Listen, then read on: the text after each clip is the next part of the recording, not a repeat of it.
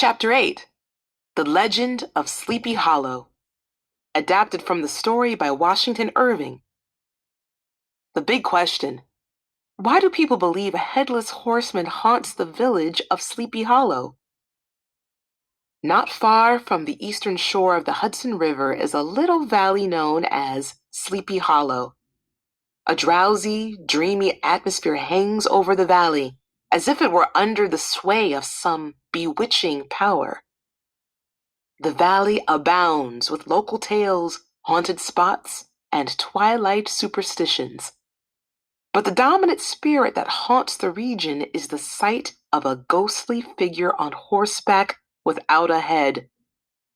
It is said to be the spirit of a Hessian soldier, whose head was carried away by a cannonball during the Revolutionary War. The ghost is said to ride out nightly to the scene of the battle in search of his head, and to return to the churchyard before daybreak. In this out-of-the-way place there lived a teacher by the name of Ichabod Crane. His name was well suited to him. He was tall and very lanky, with narrow shoulders, long arms and legs, and hands that dangled a mile out of his sleeves. He had huge ears, large green eyes, and a long nose. To see him striding along on a windy day, with his clothes fluttering about him, one might have mistaken him for a scarecrow. From his schoolhouse, his pupils could be heard reciting their lessons.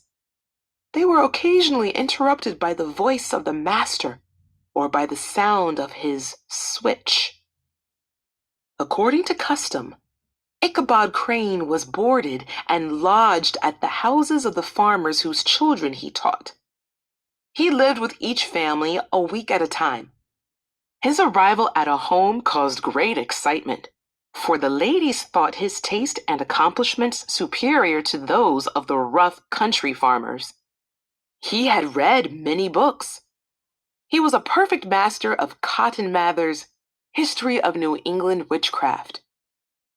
He himself was a firm believer in witches. Ichabod would sit in the schoolhouse after the students had departed, reading old Mather's book until dusk. Then, as he made his way back to where he was staying, every sound of nature encouraged his overexcited imagination. He loved to pass long winter evenings with the farmers' wives as they sat spinning by the fire. He listened with interest to their tales of ghosts and goblins and of the headless horseman. But the cost of the pleasure in all this was the terror of his walk home. What fearful shapes and shadows jumped across his path! How often did he dread to look over his shoulder for fear of catching a glimpse of some ghostly being close behind him? Katrina Van Tassel, the only child of a rich farmer, found favor in Ichabod's eyes, not merely for her beauty, but for her vast inheritance. Her father was a thriving farmer, and his barn was filled with the fruits of his labor. Sleek porkers grunted in their pens. Regiments of turkeys went gobbling through the farmyard. The teacher's mouth watered as he pictured every pig roasted with an apple in its mouth and every turkey wearing a necklace of savory sausages. As he cast his eyes upon the trees laden with fruit and considered the obvious wealth that surrounded him, he became determined to win the affections of the farmer's daughter. However, he was not the only suitor. The most formidable of all was a local hero known as Brom Bones. He was a burly young fellow, famous for his horsemanship and always ready for a fight or some fun. Whenever a crazy prank occurred in the neighborhood, people whispered that Brom Bones must be at the bottom of it. When Brom Bones began wooing Katrina, most other suitors gave up the chase. But Ichabod Crane continued to hope he might convince Katrina to marry him. He was therefore delighted when he received an invitation to attend a party at Van Tassel's home. When the day arrived, he dismissed his pupils an hour early. He brushed his old black suit and fussed over his appearance. He borrowed a horse so that he could arrive gallantly mounted. The horse was gaunt and old. His mane was knotted with burrs, and he was blind in one eye. Ichabod was a suitable figure for such a steed. His elbows stuck out like a grasshopper's, and as he rode, his arms flapped like a pair of wings. By the time he arrived, many people from the surrounding countryside were already gathered in the home of Van Tassel. Many beautiful young women stood shoulder to shoulder. But what caught our hero's gaze as he entered the home was the sight of a table piled high with food. There were sweet cakes and short cakes, ginger cakes and honey cakes. There were roasted chickens, slices of glazed ham, and smoked beef. There were apple and peach and pumpkin pies and delectable dishes of preserved plums. As Ichabod sampled every dainty, he chuckled to think that he might one day be lord of all this splendor. Ichabod danced proudly with Katrina, his loosely hung frame clattering about the room, while Brom Bones sat brooding by himself in the corner. When the party began to break up, Ichabod stayed behind to have a little talk with Katrina. He was fully convinced that he was now on the high road to success. However, Ichabod's talk did not go well, for he soon sadly departed. He went straight to the stable and with several hearty kicks galloped off into the night. It was the bewitching time of night, and as Ichabod made his way home, all the ghost stories that he had heard over the years now came to mind. The night grew darker. The stars seemed to sink deeper in the sky. Ichabod had never felt so lonely.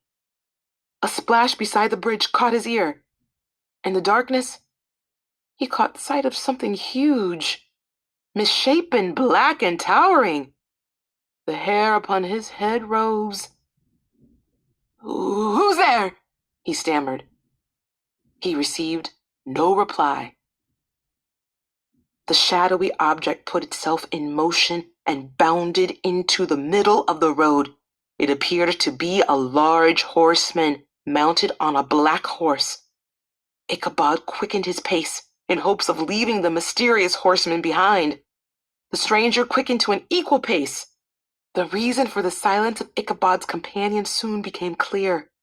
For upon seeing his fellow traveler, gigantic in height and muffled in a cloak, Ichabod was horror-struck to notice that he was headless. The figure carried his head before him on his saddle. In terror, Ichabod rained kicks upon his horse. The spirit followed close behind. Away the two dashed, stones flying. Ichabod cast a fearful look behind to see if he had escaped the other horsemen. Instead, he saw the horseman rising up in his stirrups, preparing to hurl his head at Ichabod. Ichabod tried to dodge the horrible missile, but he was too late. It hit his own head with a tremendous crash. He tumbled into the dust as the rider passed by like a whirlwind. The next morning, Ichabod's old horse was found grazing near the home where Ichabod had been staying. The pupils assembled at the schoolhouse, but no schoolmaster arrived. By the river bank they found the hat of poor Ichabod and, close beside it, a shattered pumpkin. There was much gossip and speculation about the disappearance of Ichabod Crane. Some said he had been carried off by the headless horseman. Others said that he had simply left in humiliation because he did not convince Katrina to be his wife. Shortly after Ichabod's disappearance, Brom Bones triumphantly married Katrina. Whenever the story of Ichabod was told, Bones looked exceedingly knowing. The old country wives, however, maintain to this day that Ichabod was spirited away. It is said that one may still hear his voice humming a tune among the solitude of Sleepy Hollow. About the author. Washington Irving, the author of The Legend of Sleepy Hollow, was one of the first American writers to attract attention in Europe. He is perhaps best known as a writer of short stories. However, he wrote an extensive biography of George Washington, and he served as a U.S. ambassador to Spain.